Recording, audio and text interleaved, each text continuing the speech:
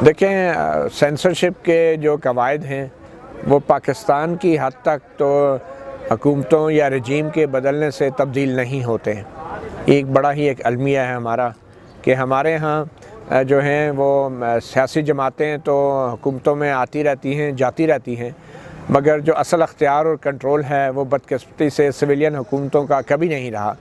اور تاریخ گواہ ہے اس بات کی کہ بہت سے سویلین وزراء اعظم آئے اور چلے گئے اور اپنی مدت بھی وہ پوری نہ کر سکے، اور جنہوں نے مدت پوری کی اس کا بھی جمہوریت کو، جمہوری عمل کو کوئی فائدہ نہیں ہوا۔ جس طرح بینظیر بھٹو اور نواز شریف 90 کے عشرے میں باریاں لیتے رہے 2 ڈھائی 2.5 سال کے بعد، اس کے باوجود بھی قواعد تبدیل نہیں ہوئے۔ سینسرشپ جو ہے وہ سویلین حکومتوں سے زیادہ جو ہے اسٹیبلشمنٹ کی طرف سے آتی رہی ہیں۔ تو میں نہیں سمجھتا کہ رجیم چینج ہونے سے یا حکومتیں بدلنے سے ہمارے ملک میں جو ہے وہ سینسرشپ کے قواعد میں بھی تبدیلی آئے گی یا ریلیکسیشن آئے گی۔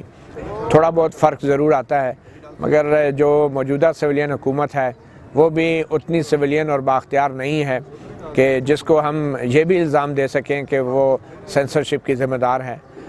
موجودہ سویلین حکومت عمران خان صاحب کی اتنی بااختیار ہے جتنی عمران خان صاحب کے نامزد پنجاب کے وزیر اعلیٰ عثمان بزدار جو ہیں وہ پنجاب میں بااختیار ہیں۔ تو جب اس طرح کی حکومتیں ہوں گی تو اس سے کوئی فرق نہیں پڑے گا کہ حکومت بدلنے سے کوئی قواعد بدل جائیں گے۔